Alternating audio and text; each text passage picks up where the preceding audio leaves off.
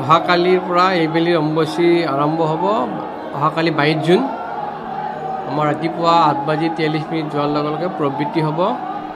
প্ৰবৃত্তি হোৱাৰ লগে লগে মাৰ দুৱাৰ বন্ধ থাকিব।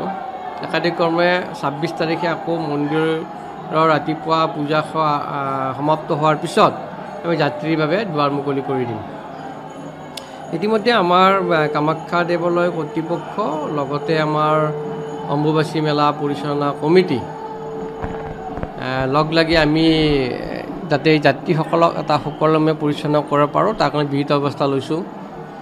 আমি চাফ চাফাইৰ কাৰণে যিখিনি আমাৰ স্বচ্ছতা অক্ষুণ্ণ ৰাখিব পাৰোঁ তাৰ কাৰণে আমি অতিৰিক্তভাৱে 120 জন চাফাই কৰ্মী আকৌ নিয়োগ কৰিছোঁ। আৰু সুৰক্ষাৰ যাতে বিধিটো ঠিকমতে পৰিচালনা হয় তাৰ কাৰণে আমাৰ 250টা CC কেমেৰা আগতে আছিলে, আকৌ 300 নতুনকৈ ইনষ্টল কৰিছোঁ। তাৰপিছত সুৰক্ষা কৰ্মী আমি ভাৰত স্কাউট এণ্ড গাইডক আমি 300 জনক ইয়াত নিয়োগ কৰিছোঁ। লগতে আমাৰ নিজৰ যিখিনি সুৰক্ষা কৰ্মী আছে সেইখিনিও আমি লগতে তেওঁলোককো আমি নিয়োগ কৰিছোঁ যাতে তীৰ্থযাত্ৰীসকলে কোনো ধৰণৰ বিপদত নপৰে বা আমি যাতে সুকলমে পৰিচালনা কৰিব পাৰোঁ এনেধৰণৰ কিছুমান আমি বিহিত ব্যৱস্থা ইতিমধ্যে লৈছোঁ। তাৰ উপৰিও জিলা প্ৰশাসন পুলিচ প্ৰশাসনো আমাৰ ইয়াতে সহভাগী হৈ পেলাই গোটেইখিনি পৰিচালনা কৰাত সুবিধা গ্ৰহণ কৰে।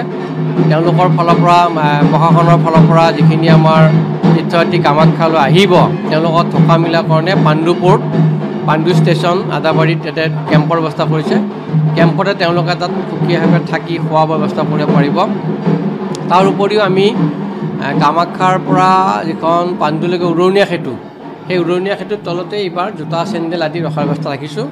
তাতে সকলো ভক্তগণকে অনুৰোধ জনাইছোঁ যাতে জোতা চেণ্ডেল তাতে ৰাখি সকলো যাত্ৰীয়ে পদপথে খোজকাঢ়ি আহিব পাৰে। আৰু পদপথে খোজকাঢ়ি অহাৰ কাৰণে যিখিনি ব্যৱস্থা কৰিব লাগে আমি ইতিমধ্যে তাত প্ৰয়োগ কৰিছোঁ। ৰাস্তাই আমাৰ খোৱা পানী জুচ আদি বিতৰণৰ ব্যৱস্থা থাকিব। লগে লগে চিকিৎসাৰ ব্যৱস্থা থাকিব যাতে কোনো ভক্ত কোনো ধৰণৰ অসুবিধাৰ সৃষ্টি নহয়। তাৰ উপৰিও এইবেলি আমাৰ জিলা প্ৰশাসনৰ লগত হোৱা এক আলোচনাৰ মধ্যে ৰাতি 8 বজাৰ পিছত অহাকালিৰ পৰা ৰাতি 8 বজাৰ পিছত কোনো যাত্ৰী কামাখ্যালৈ পদাৰ্পণ কৰিব নোৱাৰিব। 8 বজাৰ পিছত আমি স্বচ্ছতা অক্ষুণ্ণ ৰখাৰ কাৰণে মন্দিৰ পৰিসৰত আমি সকলো ভক্তগণক খালী কৰি আকৌ যাতে পৰিষ্কাৰ পৰিচ্ছন্নতা আমি বচাই ৰাখিব পাৰোঁ চাফ চিকুণতা কৰা হ'ব। আৰু পুনৰ 5 বজাৰ পৰা আকৌ দুৱাৰ মুকলি কৰি দিয়া হ'ব।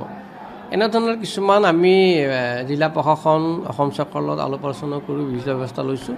আৰু আমাৰ কামাখ্যা মন্দিৰ পৰিচালনা কমিটি লগতে মেলা পৰিচালনা কমিটিও সকলোখিনি সুবিধা যাতে তীৰ্থযাত্ৰীসকলৰ অসুবিধাত সৃষ্টি নহয় সেই উদ্দেশ্য হাতত ৰাখি আমি এই বিহিত ব্যৱস্থা গ্ৰহণ কৰিছোঁ। আৰু এইখিনিতে মই সমূহ ভক্তগণক বিশেষভাৱে অনুৰোধ জনাইছোঁ যাতে আমি যিখিনি ব্যৱস্থা গ্ৰহণ কৰিছোঁ বা আইন শৃংখলাৰ ক্ষেত্ৰত যাতে তেওঁলোকে মান্যতা প্ৰদান কৰি কামাখ্যালৈ আহে আৰু আমাক মেলাখন পৰিচালনাত সহায় সহযোগ আগবঢ়ায়।